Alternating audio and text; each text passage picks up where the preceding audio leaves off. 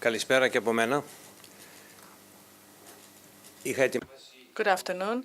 I prepared my presentation in Greece, but since we have so many distinguished foreign guests, I'm going to present it in English. Ladies and gentlemen, distinguished guests, the Hellenic Chamber of Commerce, Hellenic Association for Energy Economics, the Atlantic Council. Thank you very much for the invitation. I will begin my comments discussing the energy prospects and challenges for Greece as we see them at National Bank. We have just come out of the economic program, and the key question is, how does Greece achieve sustainable growth? We face substantial headwinds in the aging of our population, which will subtract about 1% from growth per year for the next 30 years. We are suffering from a capital depletion due to the crisis of the past 10 years. Our capital stock has declined by about 17%. That investments will replenish the capital stock, but we need investments in the most efficient areas. The cost of energy here plays an important role. The cost of energy in Greece is too high compared to our competitors. That creates a significant competitive disadvantage, and it also discourages investment, not just in the sector of energy, actually does the opposite of the sector of energy, but for the rest of the economy. It makes our products more expensive and less competitive. It reduces the return on other capital. Energy costs are 6% of raw material input costs in Greece versus 4% for Europe, and we are a service economy. Wholesale electricity prices are 20% higher on average than in Europe. And for certain export sectors, such as minerals, etc., it is close to 50%. So a key challenge for achieving sustainable growth are investments that will reduce the cost of energy and electricity in Greece.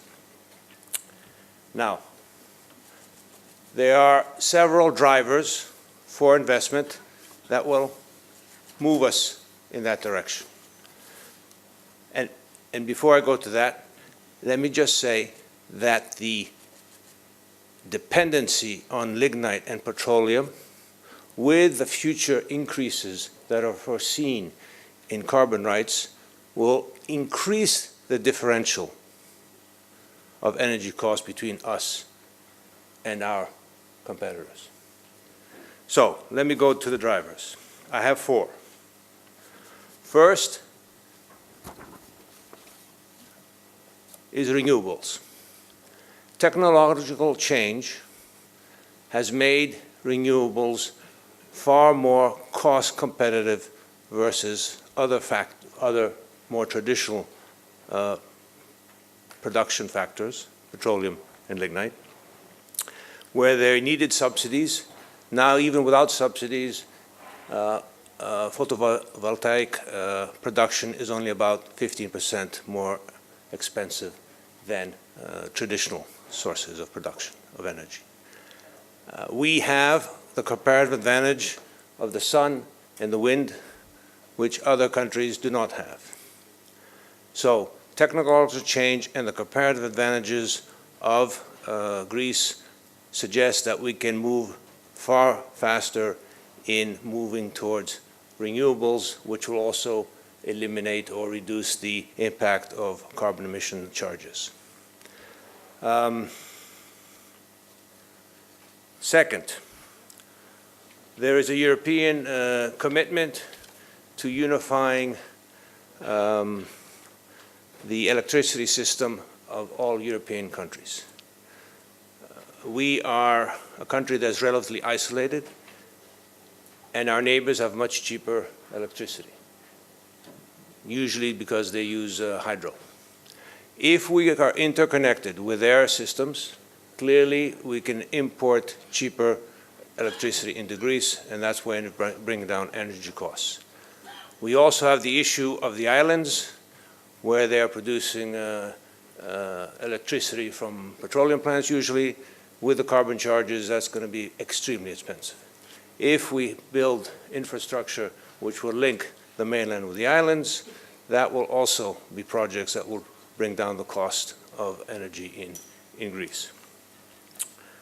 Finally, and this was a topic mentioned by previous speakers, there are projects which will increase the diversification of energy sources, away from the dependency of Europe on Russian gas, which I think about is 1/3 of imported gas in Europe is from Russia.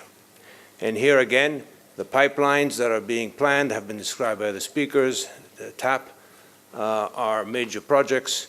They will also not only diversify energy sources, but create competition between them and thus lead to lower prices and therefore lower gas prices and therefore lower electricity prices.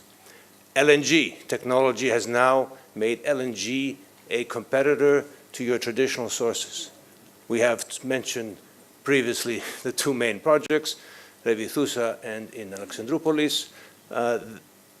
With their planned expansion and the technology improvements that have occurred, LNG can be a true competitor to gas from pipelines at a cost-effective basis. Finally, the fourth factor. Our traditional sources are relatively inefficient. We need to liberalize the energy sector within Greece. We need to privatize the energy sector in Greece.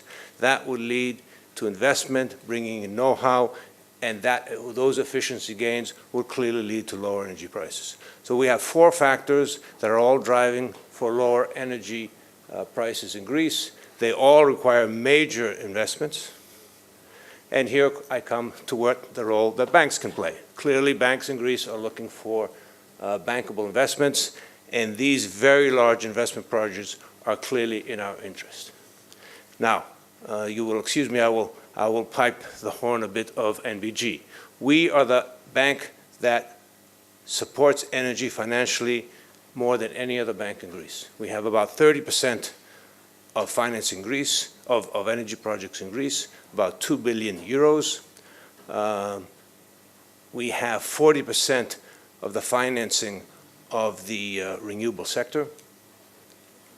We have won some of the major mandates recently, the privatization of Vespa and the financing of the Alexandroupolis LNG.